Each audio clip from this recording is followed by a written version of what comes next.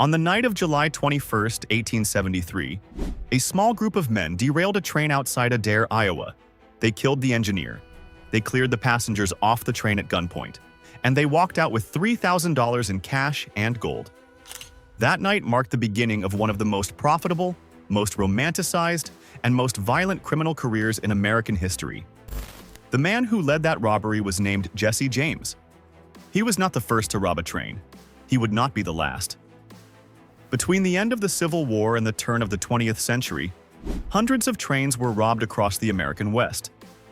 This is the story of why it became the most profitable crime in America, and why it ended. After the Civil War, American railroads expanded across the continent at a speed that had no historical precedent.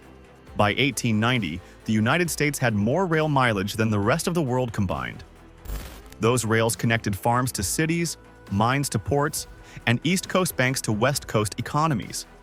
They moved people, they moved cargo, and they moved enormous amounts of money. At any given moment in the 1870s and 1880s, a single train crossing the western United States might be carrying tens of thousands of dollars in payroll cash, mining gold, securities, and registered mail. And those trains crossed hundreds of miles of country where law enforcement was almost non-existent. What followed was inevitable.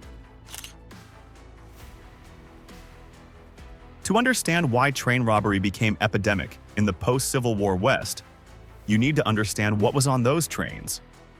Every long-distance train carried at least one railway post office car, where federal mail clerks sorted mail in motion.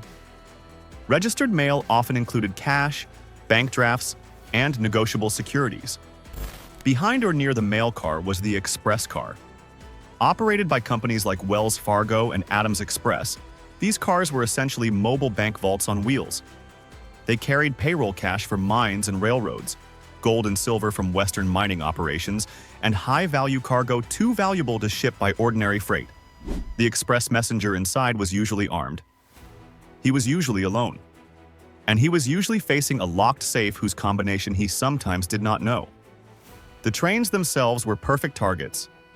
They followed predictable schedules on predictable routes. They had to slow down at certain points: water stops, steep grades, sharp curves, river crossings. They could be stopped by simple methods that required no special equipment. Pile railroad ties on the track. Light a flagman's red lantern at night. Damage a switch and force the train onto a siding. The locomotive engineer had no choice but to stop. Once the train was stopped, the rest was a matter of force. Outlaws on horseback could control the locomotive crew with rifles. They could move passengers off the train. They could blast the express car safe with dynamite if the messenger refused to open it. And then they could ride away across open country that no train and no telegraph could follow. The American West in 1875 was a target-rich environment for criminals with horses, guns, and a willingness to use both. The trains delivered the money. The geography delivered the escape. The men who figured this out first became some of the most famous criminals in American history. And the most successful of them was the man who started it all. Jesse James was not the first man to rob an American train. That distinction belongs to the Reno Brothers, who robbed an Ohio and Mississippi train in 1866. The Reno Brothers were a Civil War-era criminal gang from Indiana. Their first train robbery netted them about $10,000 in gold and cash. They demonstrated in a single night that train robbery was both possible and lucrative. The Pinkerton Detective Agency hunted them down within 2 years. Most of the Reno gang were captured. Several were killed by lynch mobs before they could stand trial. But the example had been set. And in 1873, the Adair, Iowa robbery brought Jesse James and his brother Frank into the train robbery business. The James Younger gang would go on to become the most famous criminal organization in 19th century America. Jesse James himself was directly involved in approximately a dozen successful train and stagecoach robberies between 1873 and 1882. The press loved him. Confederate sympathizers in Missouri and Kansas treated him as a folk hero. Newspaper editors competed to publish his exploits. He became, in his own lifetime, a legend. Jesse James was shot and killed by Robert Ford in 1882. Ford was a member of his own gang. The bounty on James's head was $10,000. Frank James turned himself in shortly afterward. He was acquitted at trial. He spent the rest of his life as a celebrity, sometimes giving tours of the family farm where Jesse had grown up. The James era ended with Jesse's death. The next generation of train robbers picked up where he left off. Butch Cassidy and the Wild Bunch operated primarily in Wyoming, Utah, and Colorado from the early 1890s through the early 1900s. The gang included the Sundance Kid, Harvey Logan, and a rotating cast of professional criminals who treated robbery as a business. The Wild Bunch specialized in Union Pacific trains. Their 1900 robbery near Tipton, Wyoming, netted them somewhere between $50,000 and $70,000 in cash and securities, equivalent to nearly $2 million today. Union Pacific responded by creating a dedicated train robbery response unit. Specially equipped trains carrying horses, supplies, and Pinkerton detectives followed the regular passenger trains by hours, ready to pursue robbers immediately after an incident. The pursuit infrastructure became as sophisticated as the robberies themselves. Telegraph operators along the line transmitted descriptions of robbers within minutes of an incident. Bounty hunters and railroad agents could be on the trail before the outlaws had ridden 20 miles. Butch Cassidy and the Sundance Kid eventually fled to South America. Their fate remains historically disputed. Most historians believe they died in a shootout with Bolivian soldiers in 1908. The men who hunted the train robbers became as famous as the robbers themselves, and one detective agency was responsible for ending more train robber careers than any other force in American history. The Pinkerton National Detective Agency was founded in 1850 by Alan Pinkerton, a Scottish immigrant who had previously worked as a Chicago police detective. By the time train robbery emerged as a major American crime in the late 1860s, the Pinkertons were the largest private law enforcement organization in the country. They had more agents than the entire United States Marshals Service. Major railroads contracted with Pinkerton to provide protection for their trains, investigation of robberies, and pursuit of the responsible criminals. The agency essentially functioned as the railroad industry's private army. The Pinkertons developed methods that influenced American law enforcement for the next century. They built systematic case files on known criminals. They ran undercover operations. They cultivated informants. They cross-referenced descriptions across cases to identify repeat offenders. The agency's pursuit of Jesse James became a multi-year obsession. In 1875, Pinkerton agents attacked the James family farm in an attempt to capture or kill Jesse and Frank. They threw a flare into the house. The flare exploded, possibly because the agents had thrown an actual bomb rather than a simple flare, killing the James brothers' 9-year-old half-brother and severely wounding their mother. The incident was a public relations disaster. Public sympathy shifted toward the James family. Alan Pinkerton himself was widely condemned. The agency's reputation took years to recover, but the agency continued to evolve. By the 1890s, they were the dominant force in train robbery investigation. They tracked the Wild Bunch across multiple states. They cooperated with railroad detective forces. They used the new technology of photography to circulate identifications widely. Modern fingerprint identification, mugshot photography, and centralized criminal records systems all emerged in part from Pinkerton methodology. The agency essentially invented the systems that ultimately made train robbery economically untenable. Because the more sophisticated identification became, the harder it was for outlaws to escape.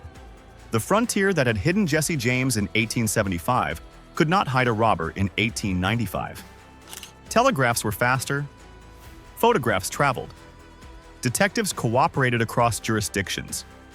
The same network that the trains had created, the network that made them targets, was the network that ultimately brought the train robbers down.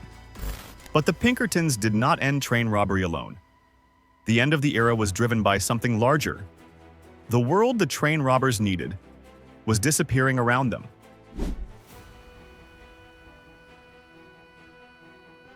Train robbery as a Wild West crime depended on three things: trains carrying valuable cargo, remote territory where outlaws could hide, and limited communication that prevented rapid pursuit.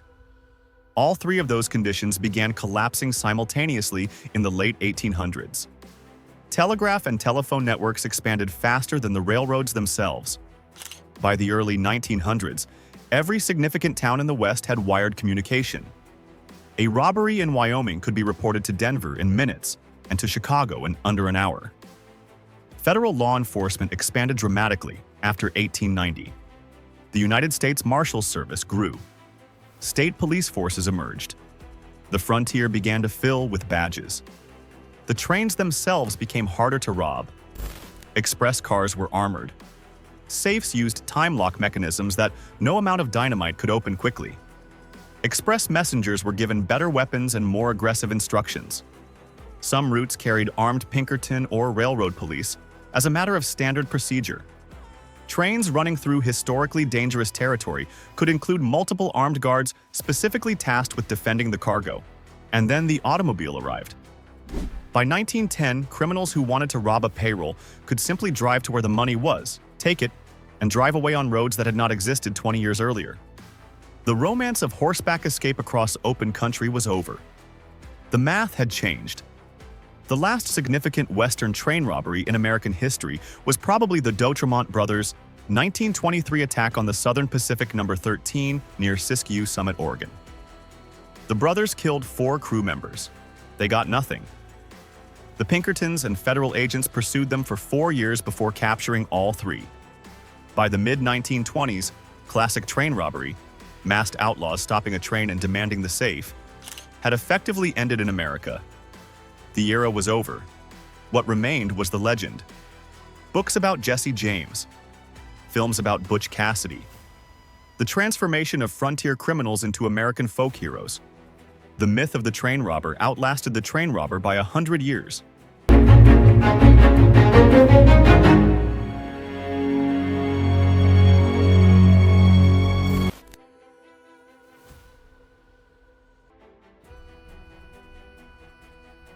Most Americans believe train robbery ended with the Wild West, that the closing of the frontier closed the chapter.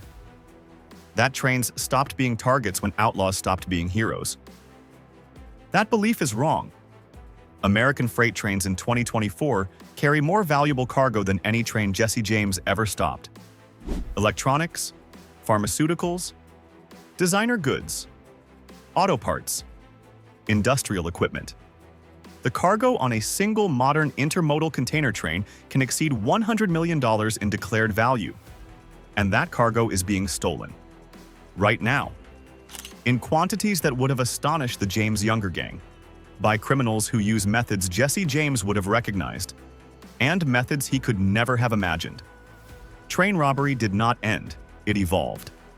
The Wild West train robbery era ran for roughly 60 years. It produced the most famous criminals in American history and a body of myth that still shapes how Americans imagine their frontier past.